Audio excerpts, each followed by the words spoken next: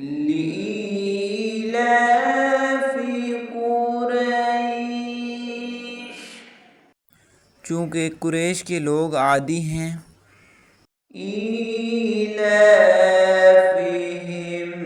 رحلة الشتاء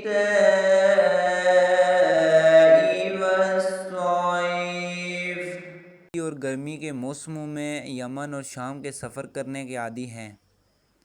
فَلْيَعْبُدُوا رَبَّ هَذَا الْبَيْتِ، اس لیے انہیں چاہیے کہ وہ اس گھر کے مالک کی عبادت کریں، الَّذِي أَطْعَمَهُم مِّن جُوعٍ، جس نے بھوک کی حالت میں انہیں کھانے کو دیا، وَآمَنَهُم مِّنْ خَوْفٍ، بد امنی سے انہیں محفوظ رکھا۔